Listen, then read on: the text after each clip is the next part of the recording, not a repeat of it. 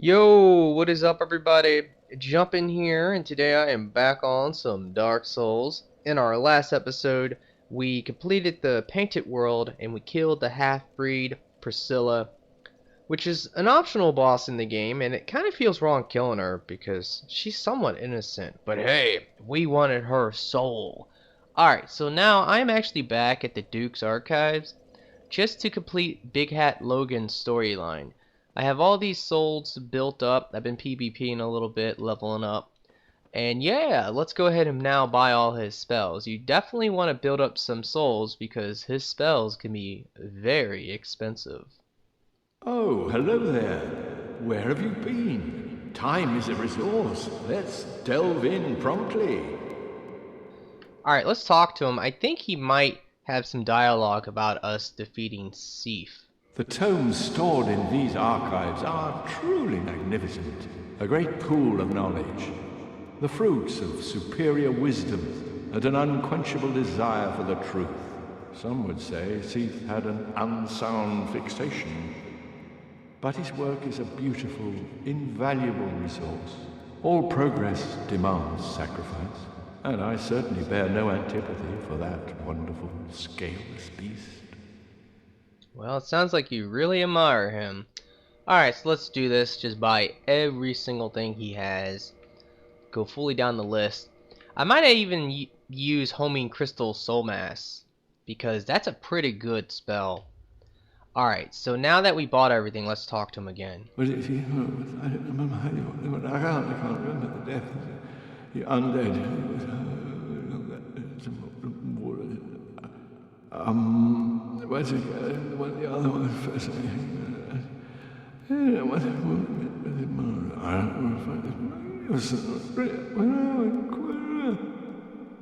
Damn. Well, alright, yeah. Obviously something's wrong with him.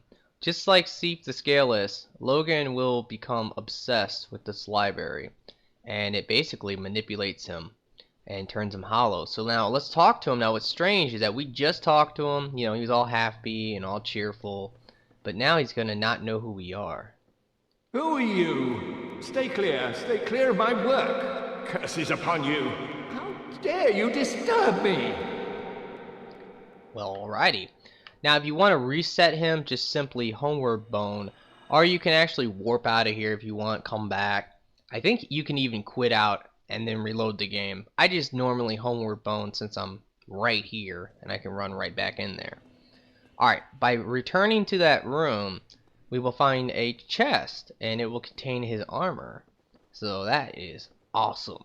His armor is definitely not too bad. Oh, wait. He doesn't have his armor here. Alrighty, maybe we have to defeat him first. Okay, well he's gone, so if anything, we'll just come back and we'll claim the armor later. But what we need to do is we need to go back to that first room that we fought Seep the Scaleless in. Because that's where he's going to be now. And he will be hollow and naked, which is kind of strange. And we need to kill him. Now, doing this is really important for a sorcerer. Ow! Hit me in the back. I hate the archers. They are very annoying. Alright, come on. Don't really have to fight them. I really like how arrows will stay in you. Ah, stupid archers. Ah, you missed, bitch. What up? Alright, come on. Elevator. Thank you. Now let's get the hell out of here.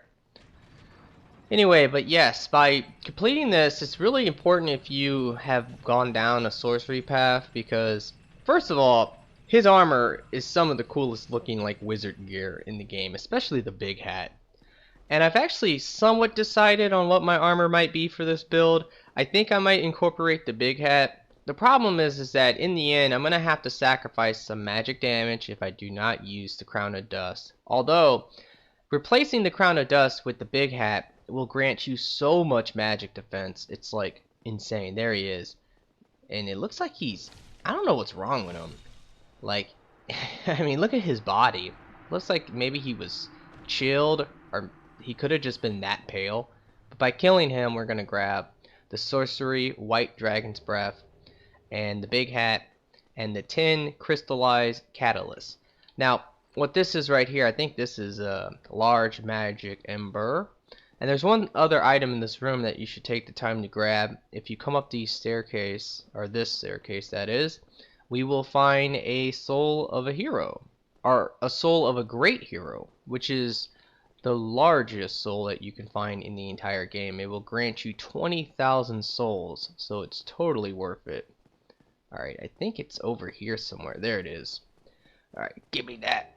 Thank you very much. Now let's go ahead and homeward bone one more time. And hopefully that chest will now appear in that room where he was. And we can get the sages set. Now, to be quite honest, most of the time I just use the big hat. You know, because it's a wizard's hat. And it just looks badass. It's a ginormous hat.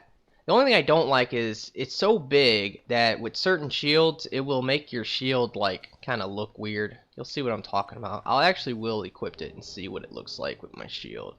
Oh yeah, you also get Logan's Catalyst, which isn't as good as the crystallized Catalyst, but it is probably the second best. And this is excluding the stuff in the DLC, because I really don't know. In the main game, I know that Logan's Catalyst is like the second best. Alright, let's see. Yeah, see, here's a problem. I don't really like that. I hate how the big hat, look. Ugh. The sword goes right through it, so I don't know. Maybe if I'm like, you know, two-handing it, it's not a big deal. I might not use it now. I'll just have to figure out what I want to do with my armor. I still don't really know. Okay. Now, the main difference between, I think, Logan's Catalyst and the crystallized one is that the weight is just slightly different, but this one has way more magic adjust, so it's pretty amazing. I mean, look, 209 versus 272, and that's basically what's gonna do magic damage for us. Now, what can I do maybe to use this thing? I think if I switch over to the Crown of Dust, and let's see. Nope, I still have a mid-roll. Let's switch our gauntlets. I'll just put the Wanderer's gauntlets on. Alright, that's fine. Okay, so I've decided that in this episode, what we're going to be doing is that we're going to be going to the Daughter of Chaos and starting the Izalith, the fireplace. Now, I really like this place. It's one of my favorite areas in the game. Primarily because if you like doing co-op or just helping people, this is the place to go. Because you can start off with, there's a stray demon or another stray demon. You can fight that boss for someone. And then what I do a lot of times, I'll just send them a message and I'll say, hey, do you want any help with the other boss? And I'll see what they say. Because a lot of times people will immediately say, yeah, sure, you know, why not? And you go and you fight the Centipede with them. And then you can go help them with the Bed of Chaos. So you could just have a really nice, long co-op session and really help someone out, and maybe even make a friend along the way. Alright, so let's go ahead and attune our magic. Get rid of Great Combustion for now, and I think if I'm going to equip any sorcery, I'm just going to equip Homing Crystal Soul Mass, because it's so freaking good. Alright, now by using this catalyst, one of the, I guess, downsides to it is that it will half your castings. Now, you can correct that by wearing a certain ring. I can't remember. I think it's like a dust ring or something. But if you wear that ring, that will double your castings. So it's pretty cool. The problem with the ring, though, is that it's going to half your health. Now, for PvE, that's really not a big deal.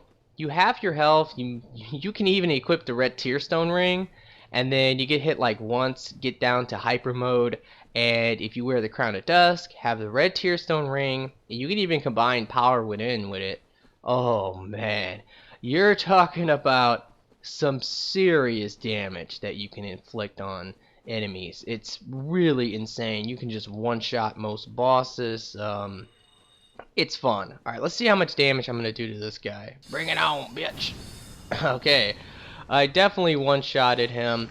Now, because I'm doing PvE, I guess I don't really care about my poise right this moment. So let's go ahead and make the power even stronger by equipping the Dragon Crest ring. That will increase the power of our sorceries as well. So, you know, as you can tell, this is pretty awesome. The one thing I don't want to happen, though, is I do not want to be invaded right now by an actual person, because if I am invaded, there's a very good chance that I might die. I'm not a big fan of using like soul mass versus actual people. It's pretty easy to dodge. Alright, so we just got invaded by an NPC. This is the second time he comes in, and yeah, I one-shotted him. Naha, naha, naha. Now there's one more time you have to fight him, and if you fight him for the third time, then after you kill him, his armor, the armor of Thor's, will appear. Uh-oh, can I not like this? Yes. Alright. So I think we're good to go. Let's see if there's a summon sign down here anywhere. No. Anyway, but you can get the armor of Thor, which is not too bad, honestly. It's relatively light, and it has a unique property where if you roll into someone, you'll damage them. But what's cool is that if you roll into someone, you can actually inflict poise damage. So you can damage their poise, and then you follow it up with another strike, and you might poise break them. So that's pretty epic. Alright, let's go ahead and hit him with this. Come on. Die! Yeah, one shot. That's what I'm talking about. Now, I've already been down here before. I was doing some co-op down here. There's some stuff that you can grab, primarily the large fire ember, but I already got it, so really I could just run through this area and try to fight this boss and see how fast I can kill him. Alright, so I'm going to actually use Power Went In. So this is going to be pretty freaking crazy OP. Alright, let's go ahead and do this. Now, do not ever put the crystal soul mass on before. Alright. Asshole, look at that damage. 2,000. Unlock. Get away from him. Yeah, but don't ever put it on before you actually come through the gate. Oh, you bastard. Alright, let's back the hell up. Alright, one heal. Oh, shit. Wow, he's kind of kicking my ass. Ah! You know what, asshole? Let's do this. Yeah, do that. What? That didn't kill him. Oh, I thought that would. Alright, well, that fight's over. Pretty simple, as you can tell. And he's going to drop another catalyst. I think it's the demon one. Honestly, I don't really like the demon catalyst all that much. The only catalysts I use primarily are Logan's catalyst and the crystallized one. Those are the two. Sometimes I like to use the Logan one only because, like, if you're gonna apply like a buff like crystal magic weapon, I'm pretty sure your magic adjustment doesn't actually benefit that casting, so you can pretty much cast that with Logan's catalyst. So if you're doing a build where all you really want to do is buff your weapon, then yeah. And the thing is that with sorceries, if you can actually hit someone in PvP with them, you probably will like almost one-shot them, because there's so much stuff you can do to make your sorceries so overpowered. Alright, so let's come up here. This is going to actually trigger a shortcut back to the Daughter of Chaos, so that's really nice. Just in case we ever want to leave here and come back, which we might want to come back, we can simply just warp there and take the shortcut. Now, I could have dropped off right there, like there's a staircase you can fall down, but honestly, I feel like even if you drop off or you just run back down, it takes almost about the same amount of time, because from this point I can just drop off, and here we go. Come on down here. Now we should be able to summon Solair for this fight, which will be definitely epic. Want to help that bro out. Now, one thing I recently found out, and I've talked about this now too many times, about how there's a lot of secrets in the game, but this is something I didn't know either. Now, if you want to progress Solair's story, once you get to the end, there's two things that can happen. Either he'll go crazy, and then he'll attack you and try to kill you, or you can save him.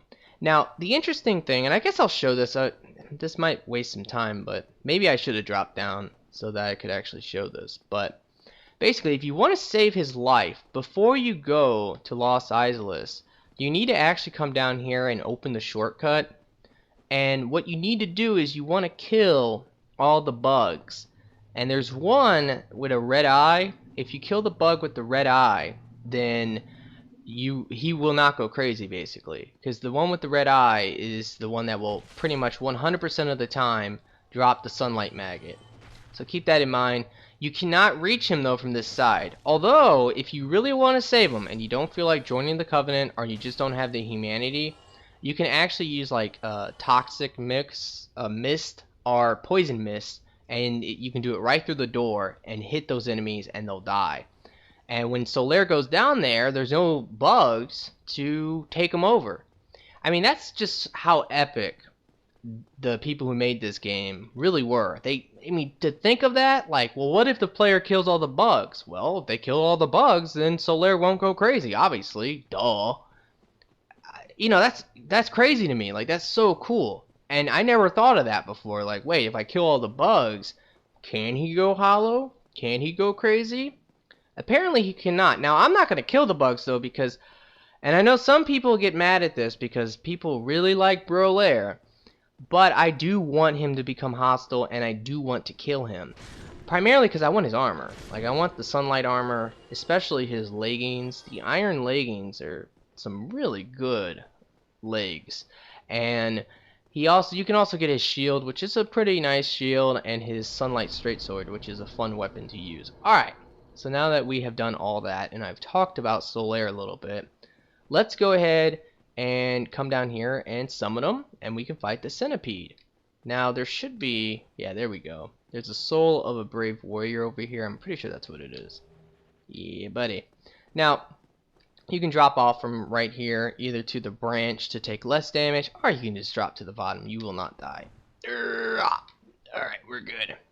There is the famous summon sign for Solair. Now, I talked about this before, but Solair is definitely useful in the gargoyle fight, but that's one of the only fights that he's actually useful in. Oh, another interesting thing about saving him is that if you save him, then you can use him in the final fight versus Gwen. I mean, how epic is that? That's something that basically what I seen someone summon him at the end, and I'm like, what the fuck? How did they do that? So then I went ahead and I looked up, like, how to save Solair, and I found, someone explaining it on YouTube about how you can do it. So, I mean, that's really awesome, I have to admit. Alright, this boss can be a bitch. Primarily because you have to fight him and there's lava and he can knock you in the lava and kill you. Now you have two options here. You can either go right at him, go through the lava originally, and then there's like a platform you can basically stand on and fight him. Or you can lure him to the other side of the map. And if you do that, I honestly think it's easier to lure him on the right side of the map instead of just running right at him. But it really comes down to, if you're confident enough that you can just run right there and take him out right away, go for it. If you're not as confident, yeah, run to the other side.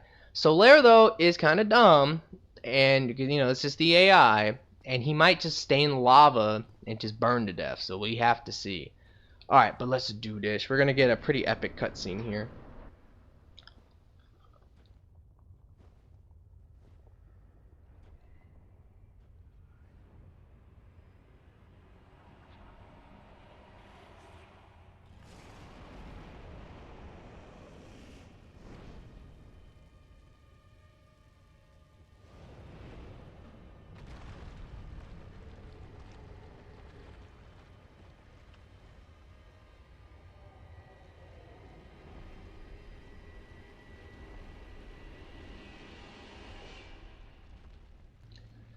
Well, alrighty, son of a bitch. So this is what I was talking about. Just make the jump right there, and you want to run to the right side, and you can pretty much tell because there's an item over here. Ow! Took some damage. Now, this is going to take it's not going to take that long, maybe like 30 seconds. But look at Solair kind of being a retard. It's funny though how little damage he takes in the lava. But the AI is pretty much designed to always try to follow or come to where the player is, so he's going to come right over to us. And now all we're going to do is basically wait. Just chill here, let him come to us, and then once he gets close enough, basically if you want to fight him with a melee weapon, you can get him on the ground, which is kind of important. Alright. Son of a bitch. That attack is actually really easy to avoid. Oh, here comes his tail attack, though. Come on. Attack. There we go. Eat this. Oh, leave me alone. Yep. He's actually... His jump attack can get him to dodge. Oh, wow. Look at that. Alright, let's just go for the melee. Oh, what am I doing? I'm trying to hit him with that. Not smart. Alright, Solair's actually distracting him, so come on. See if we can get some damage in. This is actually doing very little damage to him. I'm surprised by that. Alright, let's go ahead and heal up. And now we're going to go in for the kill. Chopped off his tail, that's what I'm talking about.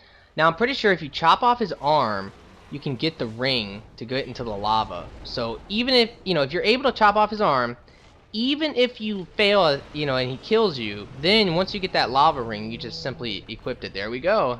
Guess that chopped off his arm. Yeah, but once you get that lava ring, you can simply equip it and then fight him in the lava, which makes the fight a lot easier. Alrighty, thank you, Solair. I appreciate the help, my man. But let's go ahead and now equip the lava ring, and we can get the hell out of here.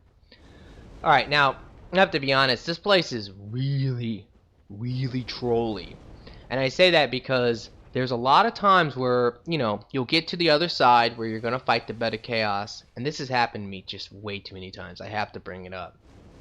And let's say I fight the bed of chaos. Now the bed of chaos is probably the easiest boss in the game because you only have to hit him one time, but he is by far the most annoying boss in the game because he will consistently knock you off, especially when you don't know what you're doing.